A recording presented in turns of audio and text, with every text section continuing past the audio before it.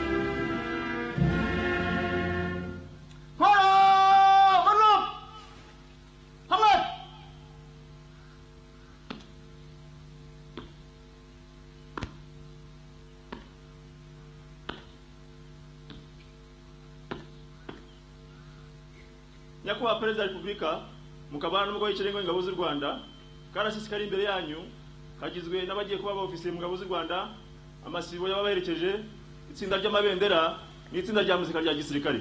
Bari mu masibo 8, 12 ku 10 ifunguye. Twitwiye kugenzurwa namwe. Nitwa Lieutenant Colonel Francis Gatare, umuyobozi wa karasisi. Nyakubahwa Perezida wa Repubulika.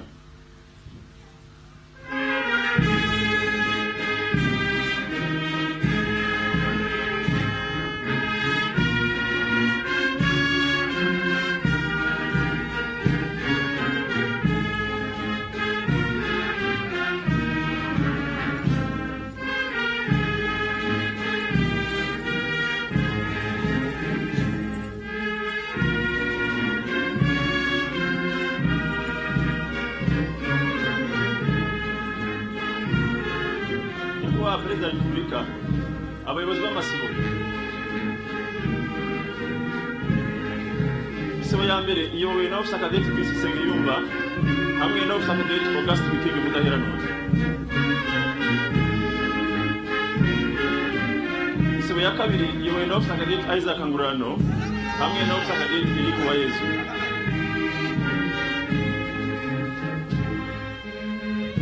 Itsinda ry'amabendera iyobowe na Captain Christian Manzi.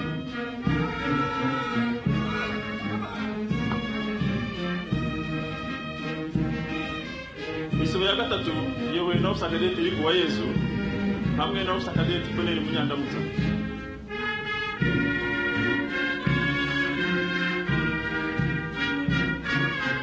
Isibo ya kane iyobowe na Officer Cadet Denise Cyuzuzo hamwe na Officer Cadet Annette Mutesi.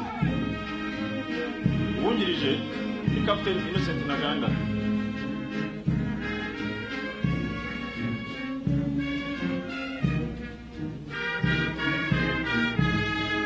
Isibo ya gatanu iyobowe na Officer Cadet Innocent Kwizera hamwe na Officer Cadet Alfred Niyomurengezi.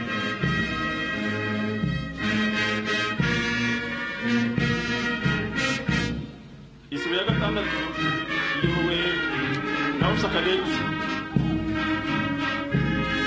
Officer Cadet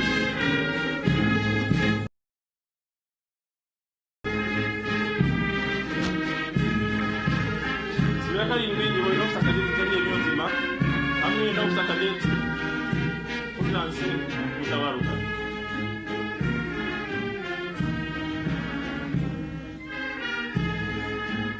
Isibo ya munani iyobowe na Officer Cadet Valens Ndayishimiye hamwe na Officer Cadet Gabriel Naminani.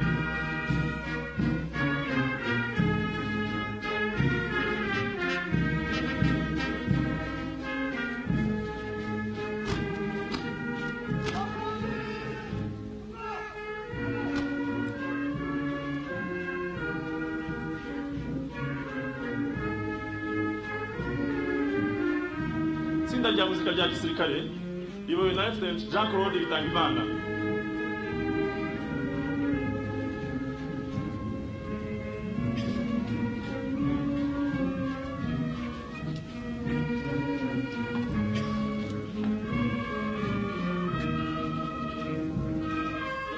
Nyakubahwa Perezida wa Repubulika, igenzura yashoje. Twabasabaga ko akarasisi kereka imbere ya Nyakubahwa Perezida wa Repubulika.